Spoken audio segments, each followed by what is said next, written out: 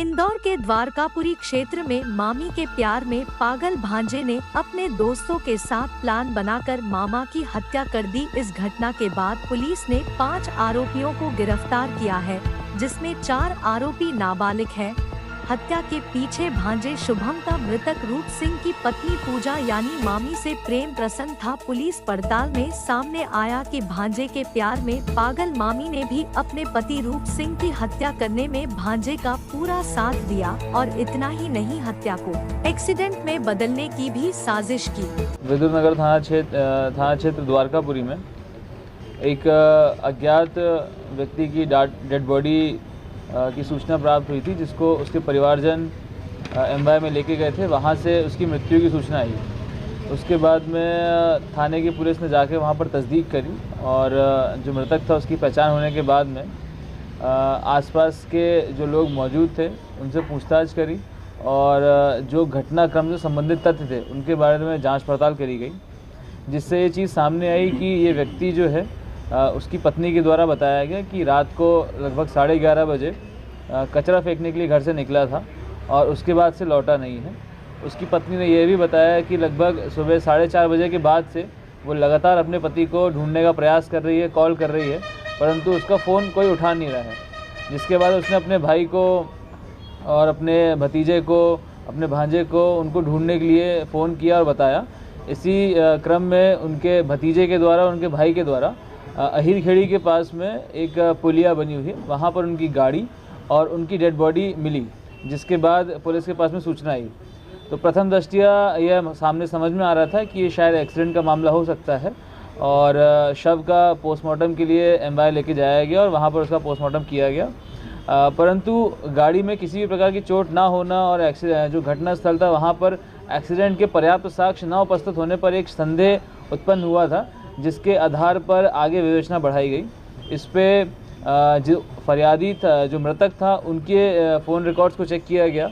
जो उनकी पत्नी थी उनकी फ़ोन रिकॉर्ड्स को चेक किया गया। आसपास के जो उनके घर के लोग रहते थे उनसे बातचीत करी गई, फुटेजेस को चेक किया गया, जिनके तकनीकी आधार पर कुछ लोगों के नाम संदेह के रूप में सामने आए, जिनसे अलग से बुला करके पूछताछ करी गई।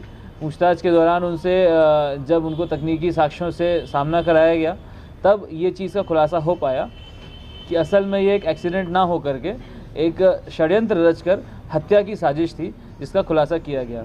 इसमें हत्या में जो मृतक की पत्नी थी उसने अपने भांजे के साथ मिलकर मृतक को मारने का षड्यंत्र रचा था और जो भांजा है उसने अपने दोस्तों को पैसों का लालच दे करके इस हत्या में शामिल होने के लिए राज़ी किया था और 2 दिन पूर्व से इन्होंने प्लान बना करके 2 दिन पूर्व में इन्होंने पूरे घर की लोकेशंस, आसपास कहाँ कहाँ कैमरे नहीं है उनको देखा, तलाशा और रूट्स तय किए कि कहाँ पर जाना है, कैसे डिस्पोज करना है, इन सब चीज़ों पे विश्लेषण किया।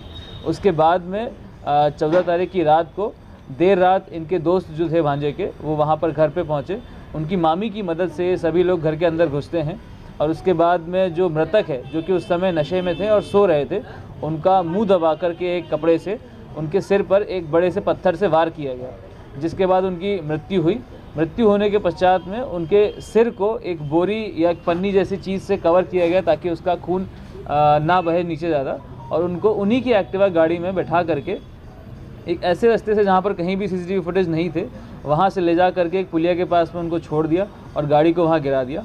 उसके बाद से जो खून से सने हुए कपड़े, चादर, तकिया वगैरह था, उसको एक गुप्त लोकेशन पर जाकर उन्होंने उसको छुपा दिया। पूछताछ करने के दौरान ये सारे साक्ष्य जब सामने आए तब इस हत्या का खुलासा हो पाया। घर में कौन कौन रहता था और ये कब से अफेयर चल रहा था? मृतक के घर में उन बच्चा रहता था और मृतक का एक दूर का चचेरा भाई रहता था साथ में, जो कि इस समय घर पे नहीं था। प्रथम दृष्टया जब ये जांच चल रही थी उस समय जो मृतक है उनके भाइयों के साथ ज़मीन के विवाद की बात सामने आई थी, परंतु विवेचना के दौरान में उस चीज़ का मृत्यु से संबंध होना नहीं पाया गया। तो क्या सर शादी वादी करने वाले थे क्या ये भांजा और मामी? क्या आगे का क्या प्लानिंग थी? फिलहाल अभी जो मृतक की पत्नी है उसकी गिरफ्तारी नहीं हुई है, उनकी गिरफ्तारी शेष है।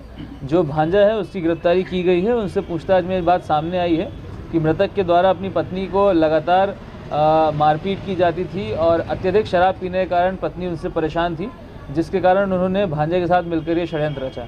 डील कितने पैसों की हुई थी? जो ये मर्डर करना था, कि डील कितनी हुई थी और हत्या करने के बाद कहाँ ये जाके छुपे थे?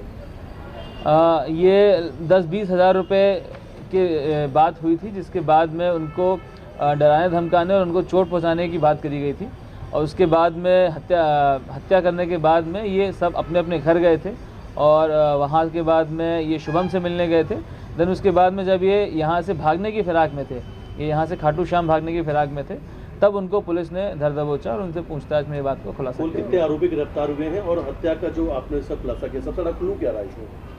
इसमें कुल 6 आरोपी हैं, जिसमें से 2 बालिग हैं और 4 नाबालिग आरोपी हैं।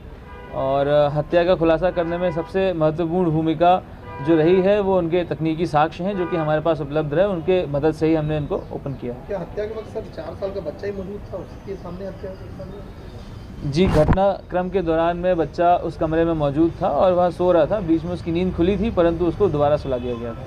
Thank you.